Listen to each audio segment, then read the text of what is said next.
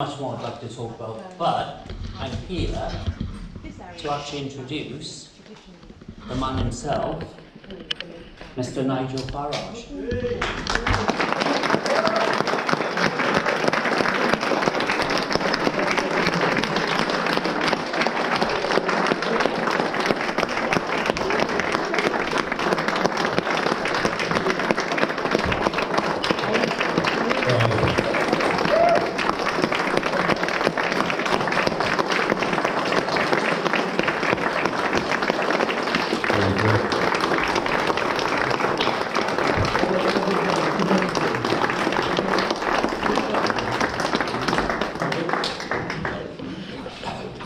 Thank you very much.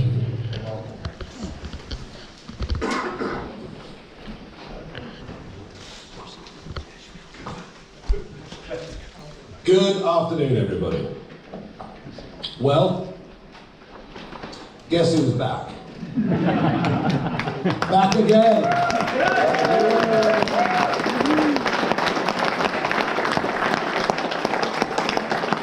I did not for one moment think I'd be standing here and doing this ever again, but I am, and I'm doing it. And I come out of retirement, and I'm doing it because I genuinely feel that Britain is broken, that nothing actually works anymore, that we're broken economically, as our national debt explodes, as our debt repayments are now over £90 billion a year, interestingly, the same amount as the education budget. But of course it's that generation that are going to have to pay for all of our mistakes for years to come. I feel increasingly we're broken socially, and it doesn't matter what crime statistics the government quotes at us, we all feel less safe on our streets, and I think we've reached a point now where most crime even goes unreported. And I'm in absolutely no doubt that we are in decline culturally. We've begun to forget who we are, what our history is, what we stand for. We've put up with the minds of our children from a young age, right from university, frankly being poisoned about what this country is and what it represents. And all of this would be manageable if there were some clear political solutions. But I think our politics is perhaps as broken as all the other factors that I've listed. And I was very struck over the last couple of weeks. I've been involved in 2 7-way debates with party leaders and main representatives, one on the BBC, one on ITV, which descended really into a shouting match between Penny Mordaunt and Angela Rayner. And yet, when you listen to what they were arguing over, it seemed to me that the more they argued, the more they seemed the same. We're going through a breakdown of trust in politics, where manifestos, one after another, can keep making the same promises, and no one believes now, frankly, a word that they say, which is why today, specifically, is not a manifesto launch. Because if I say to you, manifesto, your immediate word association is lie, and that is, I think, wholly unsurprising. There are also many millions of people out there not just disappointed over manifestos, but a lot of Brexit voters, millions of Brexit voters out there, genuinely disappointed. They believe that by voting for Brexit, and actually the reason we saw the turnout on the scale that we did, is that we'd actually get a grip on mass migration into Britain. We'd get back proper control of our borders, and none of that's happened. In fact, the very opposite has happened. So there are feelings of disenchantment there as well. They, of course, also run through our millions of small businesses who thought, well, at least the regulations, at least the rules will get easier. Some people say to me, well, Nigel, that's a failure of Brexit. Oh, no, it isn't. It's a failure of a sovereign government to implement the will of the people and indeed its own manifesto. And I also think there's a complete lack of leadership. I'm not, going to say personally abusive things about Keir Starmer or Rishi Sunak, I'll leave that to the rest of the establishment to be rude about me, because I couldn't care less, it doesn't matter. I'm pretty used to it. I've even got used to people throwing things at me, but there we are. But there is a lack of leadership. People actually need some sense of being inspired, some sense of believing there's somebody up at the front that believes in what they say, says what they believe, and is going to show a way forward for the country. And I don't believe we have any of that either. So I've come back into this because I think there is now the most enormous gap that exists between the two big Westminster parties. And I say Westminster because it is very much Westminster and Oxford University thinking that dominates these parties. A huge gap between that and the conversations that I hear being had by families and people around the rest of the country. I could see it before the Brexit referendum. I can see this huge gap between our political class and the people. And the Brexit result, the shock of that result, showed us that it existed. I now believe that gap to be even bigger than it was before that referendum back in June 2016. So we've chosen to launch our contract with you. Now look, we are not pretending that we are going to win this general election. We are a very, very new political party, and we would have much preferred this election to take place in October or November. I personally was a bit crestfallen initially by what Rishi Sunak said when he announced July the 4th, but we are running very fast to catch up. And I genuinely believe that our campaign now has some momentum around the country. We've seen that in some of the opinion polls, and particularly encouraging and a rapidly increasing number of young people, and I'm talking the 18 to 24 year age group, are now coming to reform UK's cause. So this is not something with which we're going to govern the country. That's not possible in this election. Although this election is, for our party and for me, the first important step on the road to 2029. Our aim and our ambition is to establish a bridgehead in Parliament and to become a real opposition to a Labour government. And I say that because I can't see Sir Ed Davey providing real opposition, because actually on many fundamental policies, the Liberal Democrats and Labour, frankly, don't vary very much. And I certainly can't see the Conservatives providing opposition, because they don't agree on anything. They spend most of their days arguing among themselves, and they're split down the middle when it comes to policy. They're certainly split down the middle in terms of their attitude towards me. Goodness gracious. Suella Braverman virtually proposing political marriage over the course of the weekend, whilst at the same time, Lord Cameron, goodness me, they dragged him back. Talk about back again, crikey.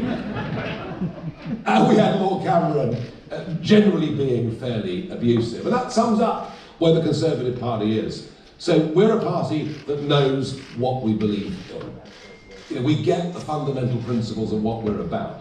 We believe in the family, we believe in community, we believe in country. We know exactly what we believe in, and our aim is to provide clear, consistent and growing leadership during the course of the next Parliament, but not just in the Parliament, around the country too.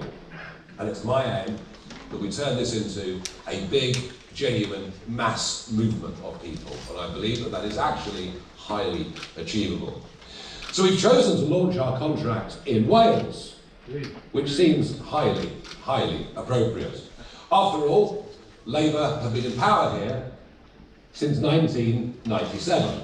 So perhaps there are some lessons that we can learn from 25 years of Labour government in Wales, that are perhaps what we might be looking forward to in just a few weeks' time, when Sir Keir Starmer becomes our Prime Minister.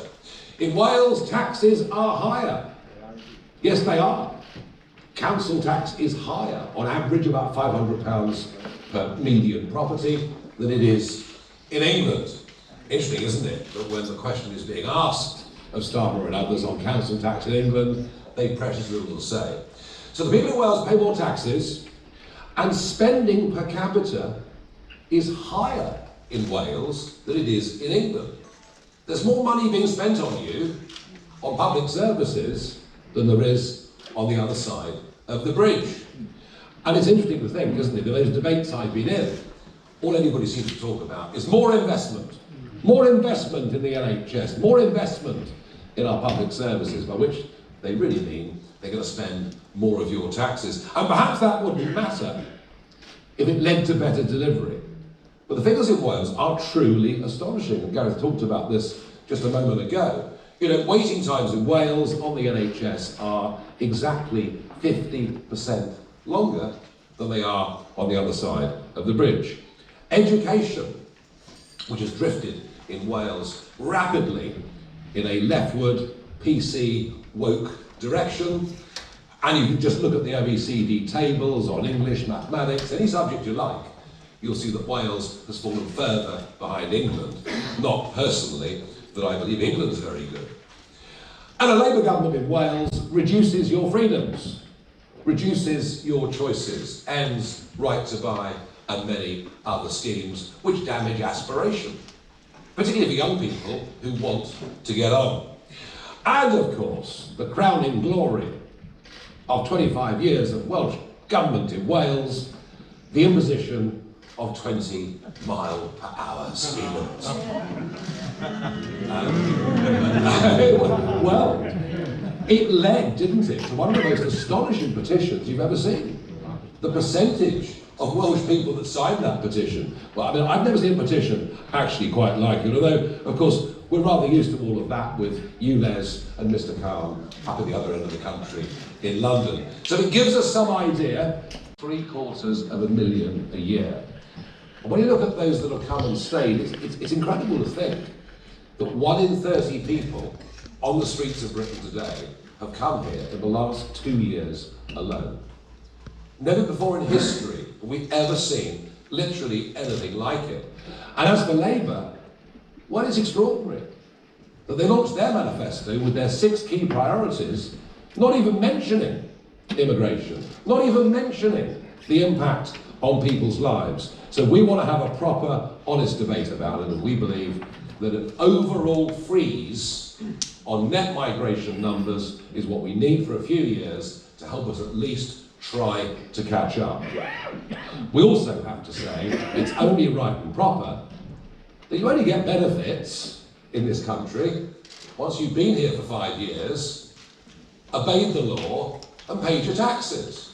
Again, these are policies that are discriminatory in favour of British taxpayers and British people. If you go to work in Australia, you won't get benefits or dental care. You'll have to pay into the system for years and obey the law. We're doing what a good, sensible country should do, recognising that the first duty of the British government is to its own people and not to anybody else. And as far as Dover's concerned, well, I was going out into the Channel 4 years ago, day after day, filming the small dinghies coming, predicting that vast numbers will arrive unless we change policy and started deporting people who came illegally, something, by the way, that we used to do up until 2010. In the last years of the Labour government, we were deporting up to 40,000 people a year who'd come illegally. We've lost our way. And part of the reason for that is a court in Strasbourg that's become increasingly activist. They've even interfered recently with the Swiss government, telling them they have an obligation under international law to maintain net zero policies. Well, the Swiss government have decided to ignore them, but we think the only way to really fully restore sovereignty, to decide who can come in, who can stay, is by leaving that European Court of Human Rights. It is completely out of date. It's not serving the purpose for which we signed up to back over 70 years ago. But of course, this all leads on to the cost of living crisis. Rents are up by, on average, 20 to 25% across the whole UK since 2021 alone. Is it any wonder with an exploding population that rents are going up. So a freeze on the overall numbers would at least begin to reduce the pressure. And of course, one of the biggest bills that families face, and the lower your overall income is, the bigger this particular bill matters, it's energy. It's energy. It's whether you're filling your car or whether you're paying for your heating. And we have been following net zero policies, championed by Mrs May, enthusiastically embraced by Boris Johnson, and now being virtually copied by the Labour Party. We're pursuing net zero policies that are self-destructive. Just look at what it's doing to industry. What's happening to steel making in South Wales? It's going.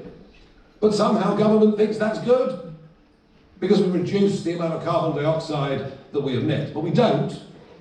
We just export the production of that CO2 as the goods are made somewhere else. In this case, I'm particularly talking about primary, not secondary steel. And then we import the goods back into our country. So we want to get rid of the subsidies that are paid to green energy companies by loading taxes on the electricity bills of everybody in this country, and we've been doing this now for the best part of 20 years. But we also have to try and find out a way that people can be better off. National government, opposition, much of the media seems to want to bow down to the god of GDP. Our gross domestic product rose last year. Isn't that great? Well, if you massively increase the population, it's perhaps not surprising with more people that the overall size of the economy would grow. But here's the key. Coinciding with record levels of migration into Britain, we have now seen 6 consecutive quarters of GDP per head falling. We're getting poorer. The mass import of cheap, unskilled foreign labour may work for your big multinational company who want as cheap a labour as possible and couldn't give a damn about the social consequences, but it's not working. And we very much want to be a party that is on the side of working people. And that is why I think this is perhaps the most transformative thing in this document, which, by the way, has been so excellently worked on for months and produced by Richard Tice. He deserves the credit for this, not me. I'm a Johnny-come-lately when it comes to this document. But I think the most innovative thing, policy that we've put out in here, is to raise the level at which people start paying tax to £20,000 a year. Why? Well, number one, it would take 7 million people out of the tax system altogether. A devilishly complicated tax system. That would be a good thing, of course, for those on low pay. Be a good thing for many pensioners, who, if they have a small private income, supplementing their state income, are being dragged into the tax system. Not a very good policy for local accountants, obviously, because they love the complexity. Not a good policy for civil servants, because we can probably get rid of a few with a mass simplification like this, but also a huge incentive, a massive incentive to get people back to work. And I'll talk a little bit more about that right at the end. We also think inheritance tax, and it depends where you live and what property values are, and this is not as relevant here as it perhaps is in the home counties. But, you know, an average semi-detached house in South London is now, when the parents die, attracting inheritance tax. This was never designed for people in the middle. It was always designed for those at the upper income scale. So we go to £2 million on an estate before anybody paid inheritance tax. So simplification matters to us. But it's wealth creation. You know, Labour have launched their manifesto talking about wealth creation. But I didn't see a single thing in there that would create wealth. And that is because our political class is stuck in the global corporate mindset. I saw this in 20 years in Brussels, where it was the influence of big businesses with their lobby that dominated the way, totally dominated the way that politicians thought. This sort of unholy triumvirate, if you like, of big business, big banks, and big politics. And we genuinely are on the side of the 5.5 million men and women out there running their own small companies, acting as sole traders, who feel government is their enemy. And it's their enemy whatever the colour of the rosette. Just look at these crazy IR35 rules. How difficult they've made it for self-employed people right across the United Kingdom. Think about what they did to corporation tax last year, putting it up by 30%, and being surprised that many small and medium businesses now don't have as much capital, perhaps, to reinvest, or as much incentive to make profit as they had before. And the other group of people who feel betrayed by the lack of Brexit delivery, there's the broader population who voted for lower numbers, but there's the business community, who genuinely thought and hoped that by getting rid, by streamlining so many European Union rules, that their lives would get easier. They haven't. They haven't. The government blames COVID. Because of COVID, we couldn't do these things. Well, I would argue they didn't have to lock us down repeatedly. Once was probably more than enough. But we have not. And you know, Rishi Sunak and others promised they'd get rid of thousands of EU laws. They simply haven't done it. And actually, in some sectors, the regulatory authorities in Britain have made life for men and women running small businesses even harder than it was during the time of EU membership. So we believe that genuine economic growth doesn't come from half a dozen giant multinationals.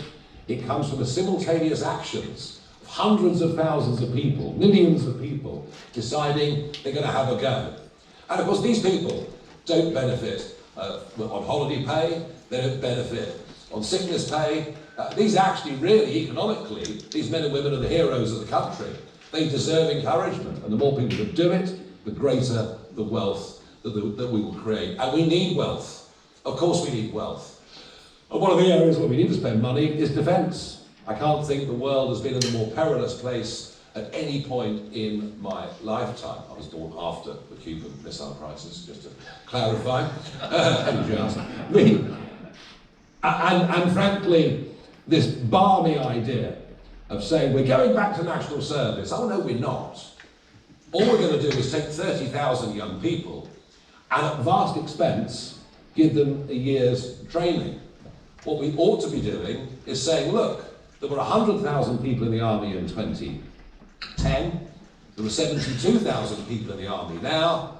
Let's not recruit 30,000 part-timers. Let's actually recruit 30,000 people full-time to be in the services, and a similar principle, of course, would apply across the Navy and the Air Force. And in terms of expenditure, look, we think government should push on to 2.5% and then 3% of GDP as quickly as they possibly could. I think we've neglected defence very, very badly. Now, in terms of our public services, be it policing, be it prisons, be it the National Health Service, there's certainly a radical cultural rethink that needs to go on. And I've been fascinated going around the country in the last couple of weeks, talking to people, parents particularly, about their real fear of knife crime.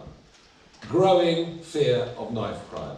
And this is not from the 18 pluses, it's going right down in the teenage years. And we have no doubt that an approach to policing such as stop and search, and don't worry if you're called prejudiced or you're doing something wrong, actually you'll save lives. We're going to have to get much tougher on low-level crime. And I mean shoplifting. I mean, can you believe it? You can all go out and shoplift, it's fine. Up to £200 you can nick and no one's going to prosecute you. So I think a different approach culturally across crime and policing. And with the big one, the NHS. Look, what we are going to campaign for is a genuine radical rethink. You know, we all grew up loving the NHS, being deeply grateful to the NHS. It was there and a fantastic thing. And I've been trying to make many of these arguments, actually, I've been trying to make for well over a decade, that we have to have a rethink. And I think perhaps back in 2015, when I led a different party in a general election, perhaps I was just a bit ahead of the curve. Perhaps I was saying things that people didn't want to listen to. But I get the sense that they are listening now. We are not getting bang for our buck, and there's a growing level of disenchantment that the health service simply isn't fit for purpose in the way that it, and not just the way that it used to be, the way that we want it to be. So let's look at other funding models. Let's look at how the French do it. Let's be radical in our thinking. And my final point's on benefits. Now, it's quite easy for those in work and working damn hard to say lazy scroungers on benefits. It's the sort of conversation you hear in the pub. But actually, there are a lot of people on benefits who do not want to be on benefits. They want to go back to work. But the system massively disincentivises this. Because if they work for more than 16 hours a week, they start to lose the benefits, and they'll lose more benefits than they'll earn in going out and getting money. There is a trap, a benefits trap. And that isn't good for people economically, and it certainly isn't good for people psychologically. And that is where raising the level at which we start paying tax to £20,000 a year really, really matters. This is something that would make work pay. That would make a massive difference to our societies, massive difference to nearly every one of our communities. And of course, for those on benefits, who see it as a holiday, quite extraordinary, isn't it? That you can have an online consultation and be signed off on the sick with depression. And that, by the way, I'm not knocking those that genuinely have mental health issues. Of course, I'm not. But what I am saying, it's ludicrous that that can happen with an online consultation. And we want to make it clear that the people that are thought to be fit and able-bodied, once they've had 2 offers of a job, if they don't take one of those jobs, they lose their benefits. And I think, again, that is something that working people would agree with. That outlines the broad principles of our contract. As a party, we're unashamedly patriotic. As a party, we believe that British history is a great thing and should be taught properly and with fairness and with balance. But as a party, we're radical. We're radical in terms of the way we want to change public services. We're radical in terms of the way the education system in this country needs to operate. We're radical in terms of our simplification of the tax system. We're radical in terms of our view on on issues such as the electoral system, the House of Lords, our right to a referendum. And you can be both. You can be traditional and radical at the same time. Because we're proud of who we are, but we feel at the moment politics and government isn't fit for purpose. We want real, genuine change to give us a better, brighter and stronger future. And I promise you all, this is step 1. Our real ambition is the 2029 general election. But this is our first big push. I've been back in this job for a couple of weeks. I sense we're doing really rather well. Thank you.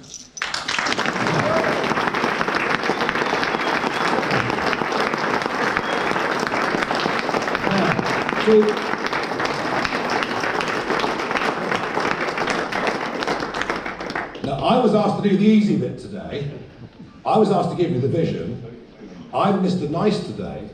Mr. Nasty is Richard Tice today, who's going to tell you what taxes are going to go up and where the savings are going to come from. Richard, thank you. Ends meet.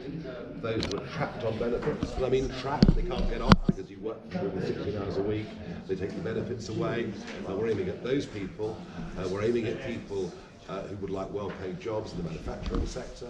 I say, look, we're going to be using steel and oil for years to come, so why not? And that's why you're Merthyr Tydfil. Who is your typical Reform UK voter? Is it someone in home counties angry with the left-wing bias of some Tory policies, or is it somebody else altogether? No, I mean, your average, a lot of our voters used to be Labour voters, and they've been on this journey. Some have come through UKIP and the Brexit Party, through the Conservatives in some cases at the last election, onto reform. And Lee Anderson is perhaps the best example of that. There are lots of people like Lee Anderson who just feel that this sort of metropolitan Labour Party isn't for them. And we're here, you know, as you say in that too. We're here because Labour have run Wales for 25 years. They pay more tax per head, there's more government spending per head, and yet the outcomes of health and education are worse. And that's a warning as to what a Labour government might be, a bit like the Conservative government, just slightly worse, but also the point that here in Wales, some of the crazy things that have happened, no opposition. The Conservatives so divided, there'd be no opposition. Just in the back of this document here, it talks about £150 billion of savings per year. The Institute for Fiscal Studies, the IFS, which looks over all the main parties, has said in the last few minutes that these sums don't add up. And they've said that about the Labour manifesto as well, and the Conservative manifesto. You're out by tens of billions of pounds. This will be difficult. Yeah, this will be very difficult. For any established or establishment group, this is going to be difficult. I'll tell you why. This is radical. This is thinking completely... Radical is dangerous. Liz Truss is dangerous. Well, Liz Truss didn't propose spending cuts. Here we're proposing enormous spending cuts to fund what we believe is going to be a huge boost to the economy, and huge emphases in well, things like small business. You know, 5.5 million men and women out there running their own businesses. I mean, they hate government because no one's on their side. And I think the most radical thing in here, but I think the most exciting thing in here, if you mark my words, this will be popular within 2 or 3 years with everybody, is we have to lift the threshold which people start paying tax from £12,500 to £20,000. Why? Make work pay. Those people trapped on benefits can suddenly go to work and genuinely be better off. That was a Lib Dem policy back in the day, that's right. In 2010, you remember? Do you know what? Danny Alexander championed it. It was actually a UKIP one in 2005. Oh, forgive me. Yeah, no, I've been on this for a long, long time. For a long, long time. So number one, you get people off benefits and going back to work. Number two, those at low incomes will actually be better off, genuinely better off. And number three, you reduce the need for masses of unskilled migration. Just on the practical nature of some of the things, small boats, pick them up, take them back to France. I mean, if it was that easy, it wouldn't be crisis. Well, leave the ECHR. Okay, so ECHR leaving first before that. Leave the ECHR, establish a law that says that no one comes by this route will ever be given refugee status, and then, if you have to, pick them up and take them back for their own safety. And the issue there of migration, you want to get back to zero in a couple of years. Won't that be a huge problem for companies or like No. This is zero net migration. It means skilled people can still come, people can go, of course. But overall, this increase in population of 750,000 every year, I think is the biggest issue in the election. It affects everything from rents to availability of housing to access to GP appointments, and I think the great British public are making that connection. And we're talking about it, everybody else wants to run away from it. And the history of the idea of a patriotic curriculum. I am just so sick to death of our youngsters being told that we are a uniquely bad country because we pursued slavery, as if we were the only country in history. It was bad, right? It was bad, and yes, and every other European country, and it's still happening in many parts of the world today. But why not teach them as well that we spent 40 years with the Royal Naval Squadron driving slavery off the high seas, and that the British government spent more money stopping slavery than it ever earned to make sure kids get a sense of balance. There's a line at the back on page 23, it says here, tax at 40% spend, 10 billion a year. That's more than Labour taxing. They are 37.5% of GDP. Your tax right one person in this country are bigger than Labour. No, they're not. No, they're not. Because we're cutting. Because you're cutting spending percentage. Exactly. And that's the point. We're cutting spending. Okay. And just finally, you can win 7 MPs, summation. I've no idea. 3 last week, Liverpool, 7 today. Well, good trend. But I've absolutely no idea. What's your end game, just finally? Is it to take over the Tory party? There isn't a Tory party. There isn't one. Come on. There isn't one. There is a Tory party. And Suella Braverman wants to marry me politically, you know, and David Cameron said they shouldn't go near me, and Lord Heseltine thinks I'm like Oswald Yes or Mosley. no, What to Tory TBD's party? viewers, will you ever be a member of the Tory party? I think it's extremely unlikely. It's not a no then. Oh, goodness me. These are the Westminster Games you all play. My ambition... I'm at GB News, I'm playing Westminster Games. My ambition is for this party to establish a beachhead, right, into Parliament, and to use that to build a mass movement over the course of the next 5 years. I don't think the Conservative Party will reform itself. There are people in there that are friends of mine who I'm close to. I very much hope they come and join me. Who are they? Well, you know who they are. I mean, they're, you know, I mean, Suella and people like Jacob, they're in the wrong party. Nigel Farage, thank you for joining us at GB News, thank you. Nigel Farage there, not saying he won't ever join the Tory party, and he's got friends on those backbenches, so he wants to join him in the Reform UK party on the green benches. Splendid. Great stuff. Lovely. We're out. We better fly. Yep.